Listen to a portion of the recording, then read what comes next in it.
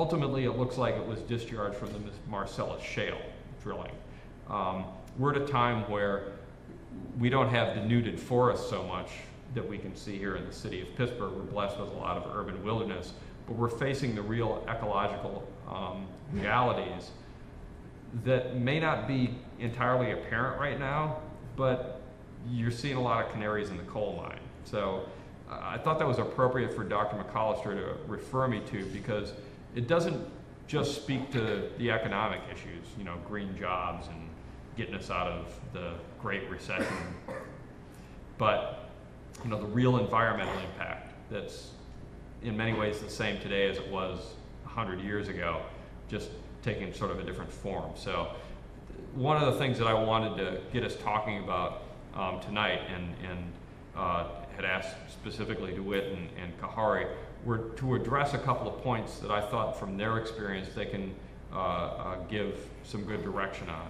Not so much what happened, how the Great Depression impact the middle of the 20th century, and what were the policies of the New Deal, and how did that work, but much more their impact both on labor and the lives of workers here in Pittsburgh, but also what's that mean for next? How can we apply some of those lessons to what goes on with reinvestment in the green economy? So wanted to take a minute to give a shout on DeWitt Walton. I know DeWitt from a lot of work around voter engagement that I've gotten in to over probably the last several election cycles. DeWitt's been doing this work for probably the better part of his lifetime.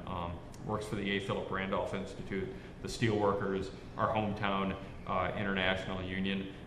That reading from Dr. McAllister's book, you get a renewed perspective on how important the steelworkers were in providing labor resources in this city and this country from what they were at the turn of the 20th century. So, DeWitt, I wanted to introduce you and have you talk a little bit about your perspective on how the impact of what the policies of the New Deal were, and how that affects both how this city benefited and labor benefited from, and ultimately the American economy from those investments, but also what the lessons are and how you might be working to apply some of that today. So.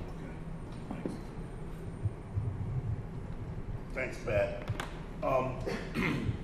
Simply put, I think that some of the most important things that emerged from those times were the National Labor Relations Act, the ability of people to engage in collective bargaining and to act in a concerted way, and to have those actions be protected by federal law. Charlie, in his book, The Point of Pittsburgh, talks about, in large part, about not only what happened in Homestead with the Pinkertons, but it talks about the WPA and the Triple C, Civilian Conservation Corps. And so those kinds of things that put people back to work and gave them a chance to survive, which ultimately, in turn, when you look at World War II and the net result was, for the rest of the world, for the most part, manufacturing was destroyed around the world, and America was the manufacturing center. And moving from a war economy to a peacetime economy, folks went to work. The majority community went to work.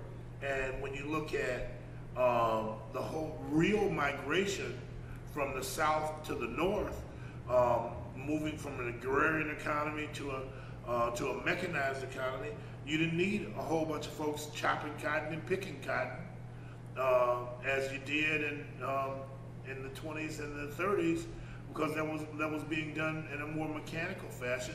Folks went and moved north so they could feed their families and and they found a way to build a black middle class in Detroit, in St. Louis, in Chicago, in Gary, Indiana, in Pittsburgh.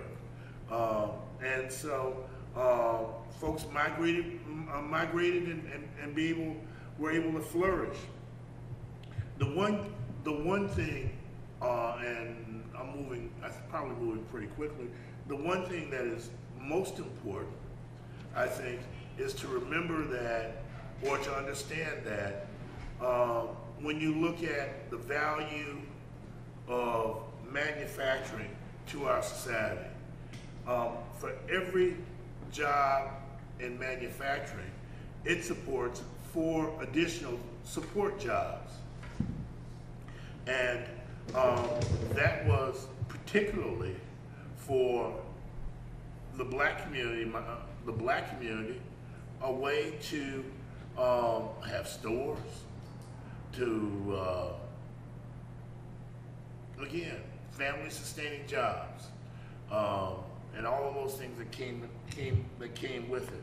Pittsburgh, particularly, and here in the city and along the valley, it really gave the rise to the Wiley Avenue days, to clubs like the Crawford Grill, Eddie's. I remember that, and I'm going to wax philosophically for a second. I remember the first time I ever came to Pittsburgh was in 1981 for a basic steel industry conference. And the conference was held at the William Penn downtown, and we were in the William Penn, and just a fantastic building. But we were done and with the meeting, and we decided to come to the Hill District. And on the corner of Kirkpatrick and Wiley was this restaurant called Mr. Eddie's. It's no longer there, but that's where folks hung out. It was across the street from the old Crawford Grill that's now shuttered. And it was a vibrant community, full of activity. And so it's really telling that we were able to view and go in and have lunch at Eddie's, because that was the heyday of the black middle class in the city of Pittsburgh. Folks had jobs, folks had cars, folks ran stores, folks had property. It was a thriving community. 1981 was the precipice, and from there, the steel industry collapsed. The economy fell apart, and hundreds of thousands of steel workers were put out of work. And just as importantly, the people who suffered the most were African Americans, because just 6 years earlier, or 7 years earlier, there was a settlement of a lawsuit that a group of minority workers filed suit against the company and the union. And out of that lawsuit, there was a settlement called consent decree, where the whole seniority system that had been in place in the steel industry was thrown out, and they had to use a new seniority system that was based upon employment, total employment, as opposed to departmental employment. And so folks were just beginning to experience the opportunity to move up into good paying jobs. And with the collapse of the industry, all of that fell apart. People lost their jobs, and the resultant decay in the minority community, we see the impact of that even today. Folks that had, again, family sustaining jobs, lost them. And for those who were lucky enough to find work, had to work 2 and 3 jobs to make what they had formerly earned on 1 job. So what was the impact of that? If